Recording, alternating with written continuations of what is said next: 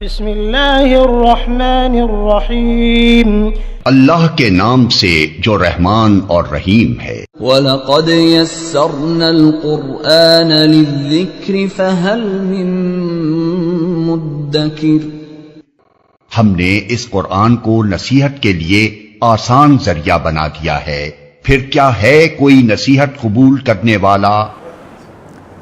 تو کچھ صفات ہم کہتے ہیں اگر ایک بیٹا ہو تو کیا ہوا؟ ہاں، آپ کے لیے کچھ نہیں ہے، مخلوق کے لیے یہ صفت قابل احترام ہے، لیکن خالق کے لیے یہ صفت نہیں ہو سکتا ہے۔ سبحان اللہ، کیا بہت بڑی بات کہہ دیا، ہر نقائص سے پاک ہے، سبحان اللہ، ٹھیک ہے؟ تو اس لیے جب اللہ کے لیے تم ایک ایسے صفت رکھ رہے ہو، ہم بیٹے سے خوش ہوتے ہیں، اس کے بعد 10 بیٹے ہیں، اگر کسی نے اس 10 بیٹوں کے باپ کی طرف آنکھ اٹھا کر بھی دیکھ لینے، ان کے بیٹوں نے اس بندے کی آنکھ نکال دیں گے، اس لیے ہم خوش ہیں۔ لیکن اللہ تعالیٰ کو کون سے بیٹے کی ضرورت اس کی حمایت کرنے کے لیے؟ سمجھ میں آ رہی بات؟ اس لیے یہ صفت بیٹھا اللہ کے لیے صفت رکھنا ان کے لیے یہ کل قابل تعریف ہے، ٹھیک ہے؟ اس لیے اللہ ناراض ہو رہا میرے لیے اس نے صفات رکھ رہے تم جو سارے نقص ہے، یہ کیسی بات کر رہے ہو؟ کس نے کہا تھا آپ کو کہ اللہ کا بیٹا ہے؟ اس لیے کہا لقد تکاد السماوات یتفطرن وتنشق الارض وتخر الجبال ہدا۔ یہ ایسا کیوں؟ آسمان زمین کیوں پھٹنے چاہ رہے تھے؟ جواب علت یہاں ہے، علت کہیں گے اسباب وجوہات، ٹھیک ہے؟ کیا علت ہے؟ ان دعوا للرحمن ولدا، کہ آسمان زمین کیوں پھٹ رہے تھے اللہ؟ اس لیے کہ یہ لوگ رحمان کے لیے کچھ ولد بھی منسوب کیا تھا، یہ علت دعویٰ کیا، تو یہ آیا اس کی علت ہے، ان دعوا للرحمن ولدا، اس میں زیادہ تشریح کی اور ضرورت نہیں ہے، ٹھیک ہے؟ وما ينبغي للرحمن ان يتخذ ولدا،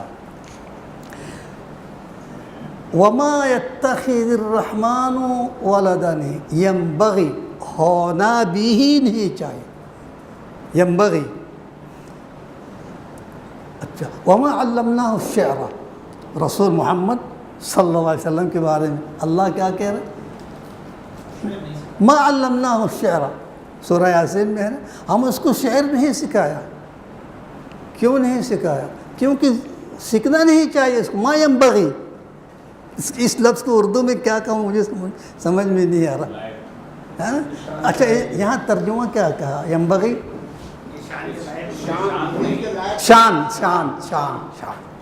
صحیح، اس کی شان کے خلاف ہے، اس کو میں شاعر نہیں بنایا، نہ شاعر بننا چاہے، کیوں؟ اس کی شان کے خلاف ہے۔ اگر میں اس کو شاعر بنا دیا پھر لوگ تہمت لگائیں گے، یہ ادیب ہے، شاعر ہے، بلیغ ہے، فصیح ہے، اس لیے یہ قرآن ہمیں پڑھ کے سنا رہے ہیں اور کہہ رہا اللہ کا کلام ہے، یہ جھوٹ بول رہا، یہ ہوتا نا۔ اس لیے اللہ تعالیٰ کہتے ہیں اس کو سیکھنا بھی نہیں چاہیے شعر، یہ وما ينبغي نہیں چاہیے۔ تو یہاں بھی کہتے ہیں اللہ کے لیے ما ينبغي للرحمن ان يتخذ ولدا، کیوں؟ ان كل من في السماوات والارض، اللہ کو کوئی ولد بیٹا لینے کی ضرورت نہیں۔ وجہ کیا ہے؟ آسمان زمین میں جتنے لوگ ہیں سب اللہ کے غلام ہیں، عبد ہیں، ان کی ملکیت میں ہے۔ جب سب میری ملکیت میں ہے پھر مجھے اور ایک اولاد کی ضرورت کیا؟ دیکھو جواب خود بخود آ رہا آیات میں، ٹھیک؟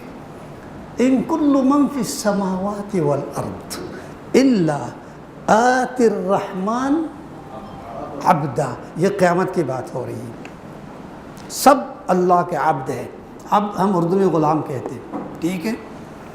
اب جس کو اختیار دیا کچھ ایسا کرو ایسا نہیں کرو، یہ کھاؤ یہ نہیں، کچھ بہت مختصر اختیار عطا فرمایا،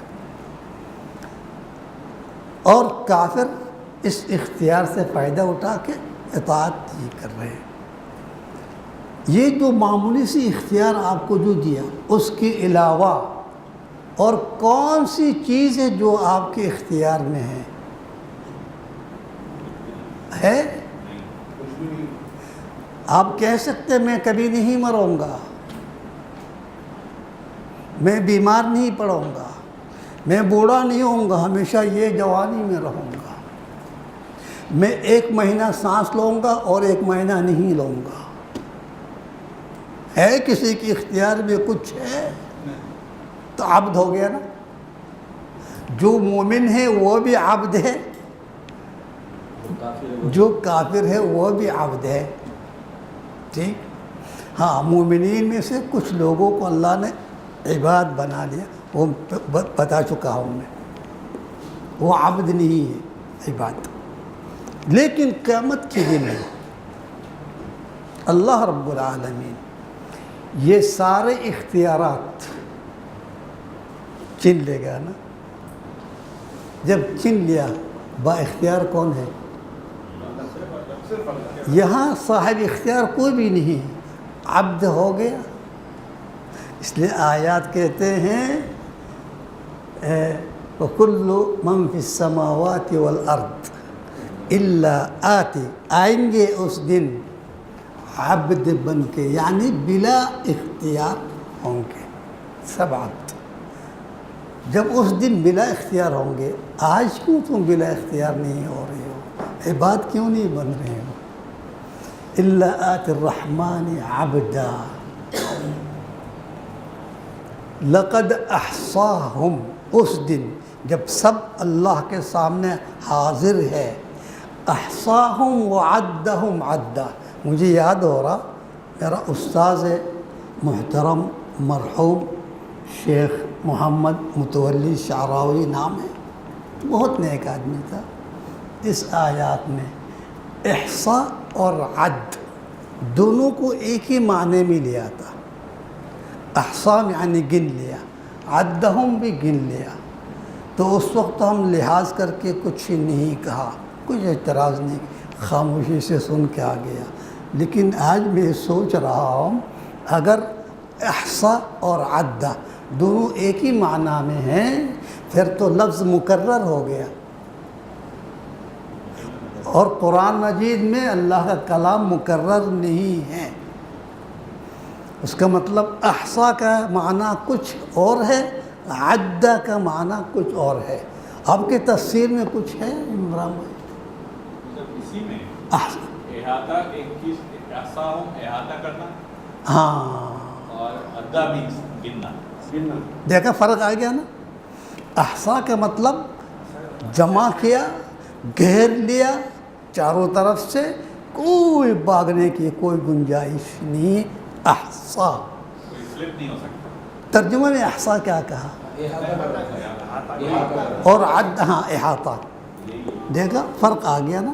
احصاء یعنی گھیر لیا اور گن بھی لیا، سب عدد اللہ کے سامنے پہلے سے موجود ہے۔ لقد احصاہم وعدہم، حساب کتاب سے کوئی بچ نہیں سکتا، کچھ بچ نہیں سکتا۔ وَكُلُّهُمْ آتِيهِ يَوْمَ الْقِيَامَةِ فَرْدًا، قیامت کے دن تم اکیلے اکیلے آؤ گے، نہ تمہارا باپ ساتھ دے گا، نہ آپ کی امی ساتھ دیں گے، نہ محبت کرنے والا دوست بھائی، کوئی بھی۔ آتیم وَكُلُّهُمْ آتِي يَوْمَ الْقِيَامَةِ فَرْدًا، الگ الگ۔ تو عائشہ رضی اللہ عنہا نے ایک سوال کی محمد صلی اللہ علیہ وسلم سے، یا رسول اللہ، اس دن کوئی کسی کو یاد کریں گے؟ کیونکہ اس کو پتہ ہے محمد صلی اللہ علیہ وسلم عائشہ سے بہت محبت کرتے تھے، اس لیے ذہن میں آ گیا، اس قدر محبت کرنے والا شوہر مجھے اس دن بھول جائیں گے، ایک اسرا ہوتا ہے اس۔ تو اللہ کے رسول نے کیا کہا؟ بولا ہاں، 3 جگہوں پر کوئی کسی کو یاد نہیں کرے، کوئی کسی کو یاد نہیں کرے۔ جب اعمال نامہ آپ کو دیا جائے گا، وہ اڑ اڑ کے آ رہے ہیں، تتطایر الصحف، وہ دیکھ کے وہ مدہوش ہو جائیں گے، پتہ نہیں کیسی کتاب آ رہی ہے، جنتی ہے جہنمی، کوئی کسی کو یاد نہیں کریں گے۔ یوم تذہل کل مرضعۃ عما ارضعت، اسی دن تو وہ عورت جو اپنے بچے کو دودھ پلا رہی ہے وہ بھی بچوں کو بول جائیں گے، ٹھیک ہے۔ اور دوسری مقام جب ترازو لگا دیں گے، کوئی کسی کو یاد نہیں کرے گا، پتہ نہیں میرے ترازو نیکی کے پلہ جھک رہا ہے یا بدی کی جھک رہا ہے۔ اور نمبر 3 پل صراط پر کوئی کسی کو یاد نہیں کرے گا۔ وَيَأْتِينَ فَرْدًا، ٹھیک۔ اِنَّ الَّذِينَ آمَنُوا، اب اتنے سارے ان کی بات ہونے کے بعد مومنین کی ذکر ہو رہے، وَعَمِلُوا الصَّالِحَاتِ، جو انہوں نے ایمان ایک الگ نہیں چلے گا، ایمان عمل صالح دونوں لازم ہیں جہنم سے بچنے کے لیے، اور عمل صالح بھی بغیر ایمان بیکار ہے، ٹھیک ہے نا۔ وَلَقَدْ أُوحِيَ إِلَيْكَ وَإِلَى الَّذِينَ مِن قَبْلِكَ لَئِنْ أَشْرَكْتَ لَيَحْبَطَنَّ عَمَلُكَ، اے محمد میں آپ کو بتا رہا ہوں اگر آپ نے شرک کیا یا کسی نے شرک کیا تیرے سارے اعمال صالحہ میں ضائع کر دوں گا، فَجَعَلْنَاهُ هَبَاءً مَنثُورًا، ہوا میں اڑا دوں گا۔ اس لیے ایمان عمل صالح دونوں لازم ہے، اس لیے اس آیات میں بھی یہی بات ہے، إِنَّ الَّذِينَ آمَنُوا وَعَمِلُوا الصَّالِحَاتِ سَيَجْعَلُ لَهُمْ الرَّحْمَنُ وُدًّا، ود کیا ہے؟ محبت کی انتہا، ودود، اللہ ودود کیوں کہا؟ بہت محبت کرنے والا رب الہ ہے، ٹھیک ہے۔ ود کی معنی عام محبت نہیں، بہت زیادہ محبت ہے، ایک دوسرے سے دل ملے ہوئے ہیں۔ اچھا، یہاں دنیا میں بھی ایسی محبت کرنے والے ہم ملتے ہیں، لیکن وہاں اسباب ہے، یا تو کچھ احسان کر رہا، یا تو ان کی دیکھ بھال کرتے ہیں، یا تو کچھ مفاد ہے، کچھ نہ کچھ ہو، یہی تو محبت کر رہے ہیں۔ بے مقصد کوئی کسی سے محبت نہیں کرتے، بالخصوص پاکستانی قوم میں، ہے نا، سب مفاد پرست ہے، اس لیے ایک دوسرے سے محبت کرتے ہیں۔ مودت، یہاں مودت یعنی محبت سے زیادہ محبت۔ تو اہل جنت جو ایمان اور عمل صالح لے کے آ گیا، ان کی دلوں میں اللہ تعالیٰ بغیر اسباب محبت ڈال دیں گے، عطا الہی ہے۔ کیوں؟ کیونکہ سب رہنے ہیں جنت میں، رہنا ہی ہے ان کو۔ اگر ایک دوسرے سے اس قدر مودت محبت نہیں ہو، کس طرح جئیں گے جنت میں؟ ہم جنت کے ماحول کو کیا سمجھ رہے ہیں؟ وَنَزَعْنَا مَا فِي صُدُورِهِم مِّن غِلٍّ، اس کی دلوں میں ہم جو قدرت رکھ دیا تھا دنیا میں، حسد ہے، بغض ہے، حقد ہے، کیا کیا ہے، غصہ، یہ سب رکھ دیا تھا آزمانے کے لیے کہ کون کنٹرول کرتا ہے۔ تو یہاں بھی تم کنٹرول کرتے رہو گے جنت میں، پھر دنیا اور جنت میں کیا فرق رہ گیا؟ اس لیے آج وہ ٹائم آ گیا، یہ سارے بیماریاں تیرے دل سے میں کھینچ کے نکال دوں گا، یہ مطلب ہے نزعنا، کھینچ کے نکال دوں گا۔ من غل اخوانا علی سرر متقابلین، بھائی بھائی ہے، تو وہ محبت اسباب کی وجہ سے نہیں ہے۔ ہاں اگر سبب ہے، ایک سبب ہے کہ جنتی ہو تم سب جنتی ہو، اس لیے آپ کے دل میں ہم نے مودت رکھ دیا۔ سَيَجْعَلُ لَهُمُ الرَّحْمَنُ وُدًّا فَإِنَّمَا يَسَّرْنَاهُ بِلِسَانِكَ، یسرناہ اشارہ ہا ضمیر کس طرف؟ قرآن۔ یہ قرآن ہم نے آسان کر دیا، وہ ابھی آپ کی زبان میں، عربی زبان میں، لسان عربی مبین، اور آسان سمجھنے کے لیے۔ وَلَقَدْ يَسَّرْنَا الْقُرْآنَ لِلذِّكْرِ فَهَلْ مِن مُدَّكِرٍ، کیا آسان؟ تلاوت کے لیے۔ جب عربی زبان میں اپنی قوم کو سمجھانے کے لیے بھی آسان ہے، یاد کرنے آسان ہے، سمجھنا تدبر بہت معنی ہے آسان. میں نے کچھ دن پہلے دیکھ رہا تھا، ایک لڑکا قرآن شریف پڑھ، اس کا دوست آ گیا، سلام کہا، جواب بھی نہیں دیا. ارے صبر کرو، رمضان میں 3 ختم میں نے کر دیا، ابھی اور ایک کرنا ہی ہے. تو دوست کہتے ہیں تو کچھ سمجھ بھی پایا اس میں سے ہیں؟ وہ سمجھنا ہمارا کام تھوڑی ہے. ہم اگر سمجھیں گے، سمجھنے کی کوشش کریں گے، ہم گمراہ ہو جائیں گے، گمراہ ہو جائیں گے. ان کو علماء نے کہا اگر ہر کوئی قرآن سمجھنے میں آ گیا تو یہ مولا کا بات کون مانیں گے بھائی؟ تو اس کا بھی اپنا کچھ پوزیشن ہونا چاہیے نا، کہ ہمارا محتاج رہیں، ہمیشہ ہمارے پاس آئیے، ہمارے طرف رجوع کرے. تم خود سمجھ کر بیٹھ جاؤ گے. بولا تم قرآن سمجھنے کی کوشش کرو گے تو گمراہ ہو جاؤ گے. قرآن سمجھنے کے لیے 14 علم چاہیے، 14، 10 اور 4. ٹھیک ہے؟ تو اللہ نے کب کہا تھا یہ؟ تو اللہ تعالیٰ کہتا ہے ہدی للناس شہر رمضان الذی انزل فیہ القرآن ہدی للناس. سارے انسانیت کے لیے ہدایت ہے. اگر سارے انسانیت جب تک 14 علم حاصل نہیں کریں گے کون قرآن سمجھیں گے بھائی؟ اس طرح لوگوں کو گمراہ کرتے ہیں. یہ قرآن ہم نے آسان کر دیا پڑھنے کے لیے، سمجھنے کے لیے، یاد کرنے کے لیے، حافظ بننے کے لیے، ورنہ برنارڈ شو کے کتاب کسی نے یاد نہیں کیا، صرف قرآن مجید یاد کرتے ہیں. اللہ نے آسان کر دیا. جب یہ بات ہے،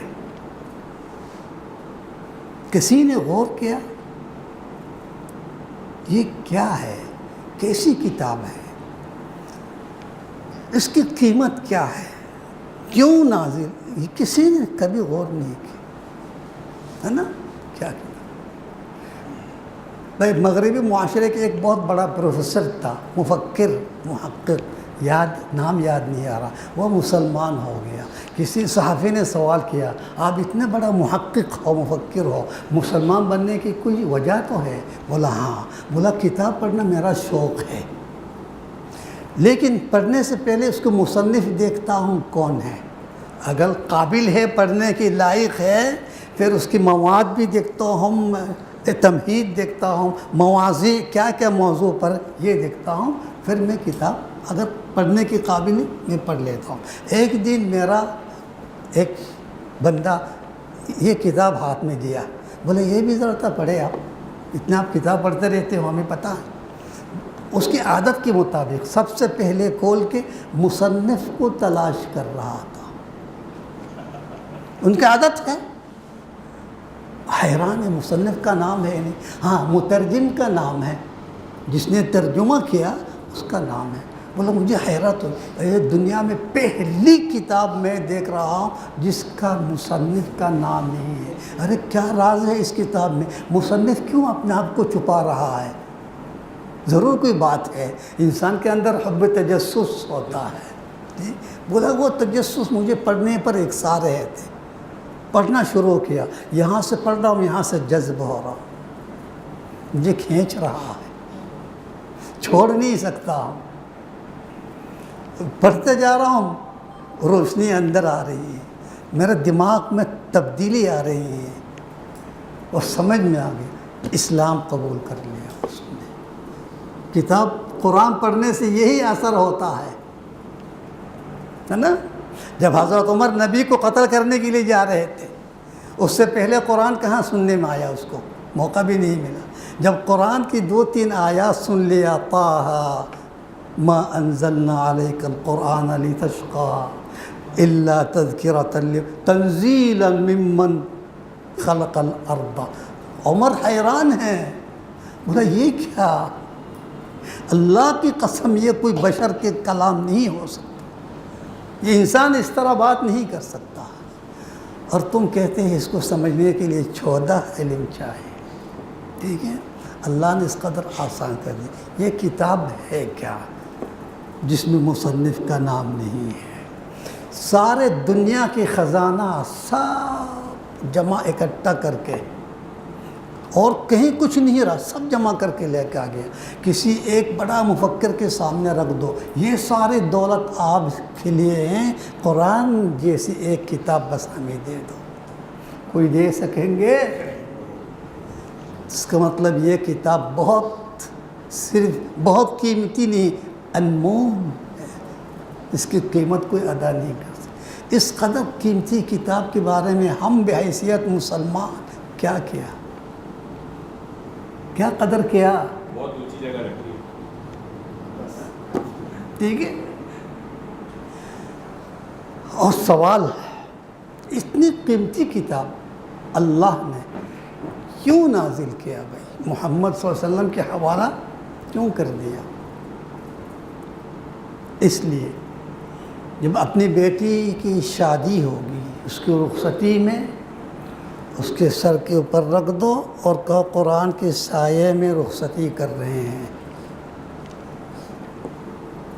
اور اپنے گاڑی میں رکھنے کے لیے کہتے ہیں جس گاڑی میں قرآن مجید موجود ہے اس قرآن کی برکت سے گاڑی محفوظ رہتی ہے، ایکسیڈنٹ نہیں ہوتی، کوئی حادثہ نہیں ہوگی۔ ہاں، جس گھر میں قرآن مجید موجود ہے صبح شام اٹھا کے آنکھوں سے لگا دے، بوسہ دے، رکھ دیا، اس گھر میں آفات منحوسیت نہیں آ سکتی، ہے نا؟ ہاں، آپ کا کوئی رشتہ دار مر گیا، قراء کو بلاؤ مساجد سے، مدرسے سے، ختم کرواؤ اور ایصال ثواب کرو۔ بھائی ان مقاصد کے لیے قرآن نازل کیا اللہ نے۔ صحیح کہہ رہا ہوں؟ غلط کہہ رہا ہوں؟ غلط ہے نا؟ تو جب غلط ہم ایسا کیوں کرتے ہیں؟ بھئی آپ خود کہہ رہے ہیں یہ غلط ہے، صحیح نہیں ہے، کیوں غلط ہے؟ اس لیے اللہ کے رسول نے ایسا نہیں کی، خلفاء راشدین، صحابہ کرام، تابعین، تبع تابعین نے، کسی نے ایسا نہیں کیا، اس کا مطلب ہم غلط کر رہے ہیں۔ جب آپ خود کہہ رہے ہیں غلط ہے، پھر کرتے کیوں؟ کہاں سے آیا؟ ہمارا ایک ازلی دشمن ہے، کون؟ شیطان، جو اللہ سے وعدہ بھی لے میں سب کو جہنم میں لے جا کر رہوں گا۔ ٹھیک، وہ کب چاہیں گے یہ لوگ شیاطین لوگ کہ آپ اللہ کے کتاب پر عمل کر کے سیدھا جنت میں جاؤ، کبھی نہیں چاہیں گے۔ اس لیے اس کا رشتہ دار کو، اس کے شاگرد کے ذہن میں پھونک مار دیا، یہ قرآن اللہ نے نازل کیا ان کاموں کے لیے۔ والے کتنا اچھی بات ہے یار، بیٹے کو ہم قرآن کی سائے میں رخصت کریں گے، مر گیا تو ہم ایصال، کتنی پیاری بات ہے۔ اس کو ذہن میں بٹھا لیا، اپنے بیٹوں کو سمجھا دیا، اپنے بیوی کو سمجھا دیا، سارے فیملی کو یہی بنا دیا اس نے۔ پھر اڑوس پڑوس کو سمجھا دیا، اڑوس بھی کہتے ہیں تو صحیح بات کہہ رہے ہیں۔ تو اسی طرح برائی بہت جلدی پھیل جاتی ہیں، تو یہ سب پھیل گیا۔ تو اگر یہ غلط ہے پھر اللہ تعالیٰ نے کن مقاصد کے لیے نازل کیا، یہ بھی تو دیکھنا ہے نا، کہاں سے ملیں گے، کس مقاصد سے نازل کیا۔ بیٹے سورہ یاسین میں پڑھیں، ان هو الا ذکر وقرآن مبین لینذر من کان حیا، ینذر تو آپ کو سمجھنا چاہے آپ کا نام بھی نذیر ہو، لینذر ڈرانے کے لیے جہنم سے، جو زندہ ہے، جو مر گیا اس کو کیا ڈرائیں گے آپ؟ وہ تو پہنچ گیا اپنے جگہ پر، جنتی ہو یا جہنمی ہو۔ لینذر من کان حیا ویحق القول علی الکافرین، اور کافر پر حجت قائم کرنے کے لیے۔ ایک مقصد تو یہی ہے، اور ایک مقصد ہے ہدی للناس، سارے انسانیت کے لیے ہدایت ہے۔ ہدایت کے مطلب رہنمائی ہے، راستہ دکھانے والے ہیں، آپ کو جنت کے راستہ دکھانے کے لیے، توحید کا راستہ دکھانے کے لیے، اللہ کے پہچان کرانے کے لیے یہ قرآن اللہ نے نازل کیا پوری انسانیت کے لیے۔ لیکن اس میں جو پوری انسانیت کے لیے ہدایت ہے، اس میں یہ ایھا الذین آمنوا نہیں ملیں گے، صرف یہ ایھا الناس، یا ایھا الناس اعبدوا ربکم الذی خلقکم، اے لوگو تمہارا رب کی عبادت کرو، کیونکہ وہ تمہارا خالق ہے۔ یا ایھا الناس اتقوا ربکم الذی خلقکم من نفس واحدہ، اے ناس، اے لوگو، تمہارا رب سے ڈرو جو تم سب کو ایک نفس سے پیدا کیا۔ ہاں، یا ایھا الناس اتقوا ربکم ان وعد اللہ حق، اللہ کا وعدہ حق ہے، قیامت آنے والے ہیں۔ یا ایھا الناس لا تغرنکم الحیات الدنیا، یہ دنیا کی بہکاؤ میں مت آؤ، یہ دھوکہ ہے۔ تو یہ جہاں یہ ایھا الناس اس طرح کی باتیں سنیں گے، جو مومن نہیں ہے اس کو اللہ نے کیوں کہیں گا یا ایھا الناس لا تاکلوا اموالکم بینکم؟ جو وہ مومن نہیں ہے، اللہ کو اللہ نہیں مان رہا ہے، اس کو ہم احکامات کیوں دیں گے؟ لیکن ایک ہدایت ہے ھدی للمتقین، دونوں سورہ بقرہ میں یہ ھدی للناس ہے اور یہ ھدی للمتقین، متقین کے لیے رہنمائی ہے۔ تو جو ھدی للمتقین، اس میں سب یہی احکامات ملیں گے۔ یا ایھا الذین آمنوا کلوا من طیبات ما رزقناکم، حکم دے تم طیب کھانا کھاؤ۔ لا تاکلوا اموالکم بینکم بالباطل، آپ ایک دوسرے کے مال باطل طریقہ سے مت کھاؤ۔ وانکحوا الایام منکم، نکاح کرو۔ ولا تقربوا الزنا، زنا کے قریب نہیں جا، یہی کرو نہیں کرو، کہا نہیں، یہ سب ھدی للمتقین میں ہے، ھدی للناس میں نہیں ہے، ٹھیک ہے؟ تو اس کا مطلب یہ قرآن اللہ نے نازل کیا ہمیں جہنم سے بچا کے جنت تک پہنچانے کے لیے، جنت کے خالق تک پہنچانے کے لیے یہ قرآن اللہ نے نازل فرمایا۔ تو واضح بہت قیمتی کتاب ہے، اس کی کوئی قیمت نہیں ادا کر سکتے ہیں، اس پر عمل کر کے ہی جنت پائیں گے ورنہ نہیں۔ واضح ہو گیا اللہ نے کیوں قرآن نازل کیا، قرآن کا کام کیا ہے، اس پر عمل کرنا ہے، ھدی للمتقین۔ تو یہاں کہتے ہیں ہم یہ قرآن آپ کے لیے نازل کیا، کیوں؟ آسان کر دیا سمجھنے کے لیے اور اس پر عمل کرنے کے لیے۔ جب اس پر عمل نہیں کریں گے تو فائدہ کچھ نہیں ہوا۔ دیکھو، کسی بھی ملک ہو، اسلامی ملک ہو یا غیر اسلامی ہو، کافر ہو،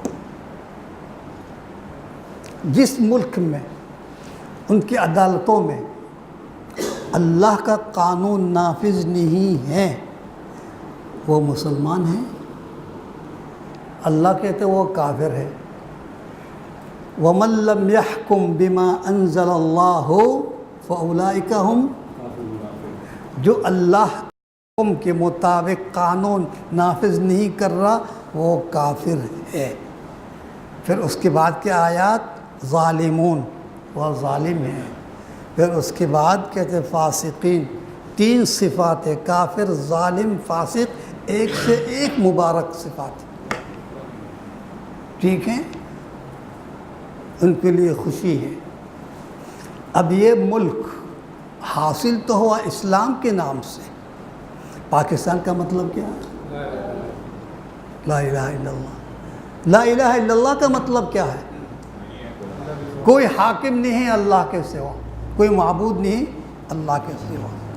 تو ہمارے اسلاف، آبا اجداد اتنی جان کی قربانیاں دے کے یہ ملک حاصل کیوں کیا؟ ایک امید، آسرا لے کے کہ ہم ایک آزاد ملک ملیں گے جہاں ہم دین کو قائم کر سکیں گے، آزادی سے اسلام پر قائم رہیں گے، یہ سوچ کے آئے تھے نا۔ اگر یہی کرنا جو آج کر رہے، ہمارا میڈیا میں سارا عریانیت ہے، ناچ گانا ڈرامہ فلم، ہاں، شراب، سب کچھ ہے۔ تو اگر یہی کرنا ہے تو ہمیں اتنا جانوں کی قربانی دے کے یہاں آنے کی ضرورت کیوں پڑی؟ کیا بھارت میں کم ہے یہ سب؟ یہ آپ جو کر رہے ہیں بھارت میں تو پہلے سے ہیں، تو وہ چھوڑ کے آنے کی ضرورت کیوں پڑی ہے نا بھائی؟ یہاں شراب خانہ گورنمنٹ کی اجازت سے چل رہی، باقاعدہ لائسنس ہے، طوائف خانہ لائسنس ہے، رشوت عام ہے، رشوت کے لیے لائسنس نہیں ہے۔ ہاں سود کلم کلا، سود جس کے بارے میں اللہ نے کہا یہ اللہ رسول سے جنگ لڑ رہے ہیں، وہ حلال ہے، قانوناً جائز ہے نا بھائی؟ اس لیے کہ اگر یہ سب کرنا ہے تو آپ کو اتنے جانوں کی قربانی دے کے یہ ملک کیوں حاصل کیا؟ وہاں بیٹھ کے کر لیتے ہیں۔ ہمارا عدالتوں میں انگریزی قوانین ہے، جرمنی قوانین ہے، اسلام کے قانون نام نشان بھی نہیں ہے۔ تو ہم کس طرح ہمارا حکام کو مسلمی، اللہ نے کافرین کا ہم کس طرح کہیں گے تم مسلمان ہو؟ اللہ کو جھٹلائیں گے نعوذ باللہ۔ اللہ کہتے یہ کافر ہے، میں کہتا نہیں اللہ یہ تو کلمہ پڑھتے ہیں مسلمان ہیں، ہم اللہ سے زیادہ جاننے والے ہیں۔ اللہ خود کہہ رہا کافر ہے، کافر ہے۔ اچھا اگر کافر ہے تو ان عدالتوں میں اللہ کا قانون نافذ کرنے کے لیے کون کرے گا؟ کس کی ذمہ داری ہے؟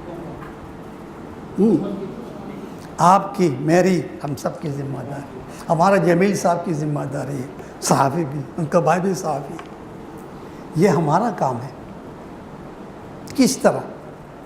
اللہ کے رسول ہمیں بتایا کس طرح، من رأى منکم منکرا فلیغیرہ بیدی، تم میں سے جس نے برائی دیکھی وہ روکو طاقت سے، بیدی کا مطلب طاقت سے، جس کے پاس طاقت نہیں ہے نصیحت سے، جو نصیحت بھی نہیں کر سکتے، اتنی بھی ہمت نہیں ہے، طاقت نہیں ہے، اس کو مار دیں گے دل سے، ہے نا؟ یہ تو برائی کو روکنے کے لیے کہا، یہاں تو شرک ہے، کفر ہے، یعنی اس کو روکنا اس سے زیادہ فرض ہے نا؟ یا غلط کہہ رہا ہوں؟ ہم طاقت سے رکیں گے، اس کا مطلب میں نہیں کہوں گا بندوق اٹھاؤ، یہ کوئی طاقت نہیں ہے، اس سے اور فساد پھیلیں گے، کتنا پھیلیں گے، جانیں ضائع ہو جائیں۔ طالبان کیا کر رہے تھے؟ یہی مقصد سے تو بندوق اٹھائے، کون سا کامیابی حاصل کی؟ اور ایک طاقت ہے ہمارے پاس بندوق کے علاوہ، جس کو ہم کہتے ہیں مظاہرہ، دھرنا، اور کیا کہ احتجاج، یہ ہمارا قانونی حق ہے نا؟ ہمارا ہزاروں نہیں لاکھوں کے تعداد میں اگر مومن ہو، اگر ایمان کی روشنی ہے، گرمائش ہے، حرکت ہے، آپ کو اکسار ہیں، نکلو گھر سے، اللہ کے قانون نافذ کرو، نکلو لاکھوں کے تعداد میں، دھرنا دو، مظاہرہ کرو۔ کیا چاہتے ہو؟ ہم چاہتے ہمارے عدالتوں میں اللہ کا قانون نافذ ہو۔ اگر ہو گیا الحمدللہ، نہیں ہوا تو کوشش کرنے سے کیا حرج؟ اگر نہیں نافذ ہوا اللہ کا قانون، آپ کی یہ جد و جہد، گھر سے جو نکل رہے تھے احتجاج کے لیے، اللہ تعالیٰ اس کو ضائع کر دیں گے، صفحہ ہستی سے ہٹا دیں گے۔ آپ کے اعمال میں اسی وقت لکھ دیا مجاہد ہے، یہ مجاہد ہے۔ کیا ضروری ہے ہر مجاہد وہاں جہاں لڑنے جا رہے جیت کے آ جائیں، نصرت لیں؟ کبھی ہار کے بھی آ جاتے ہیں، جب ہار کے آ جاتے ہیں ان کو اللہ تعالیٰ مجاہد کی لسٹوں سے، صفحہ سے نکال دیں گے۔ جس دن آپ گھر سے نکل کے قدم رکھ دیا، آپ مجاہدوں میں شامل ہو گیا، اللہ کا قانون نافذ ہو گیا الحمدللہ۔ نافذ نہیں ہوا پھر بھی الحمدللہ کی، اس لیے کہ ہم مجاہد بن گیا۔ کہ یہ کون کر رہا؟ کوئی بھی نہیں کر رہا، میں تو چاہتا ہوں میں ایسا کروں، ٹھیک ہے؟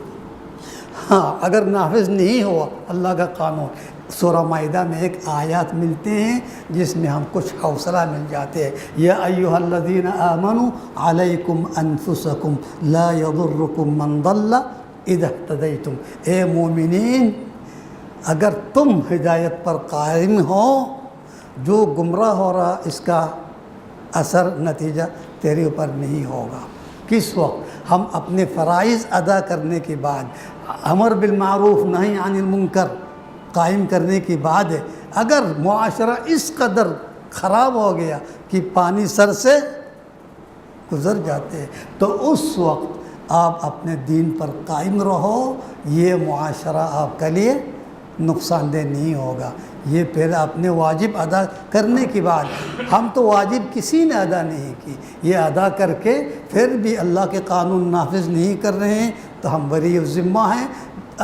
مخلوق کے سامنے بھی اللہ کے. جماعت اسلامی کوشش کر رہی ہے الحمدللہ. اپنے حصے کا کام کرنے کی کوشش. ہاں ہمیں بھی شامل کرو, ہم بھی تیار ہیں. تو لاٹھی پکڑ کے چلیں گے اگر چل نہیں سکتے ہیں.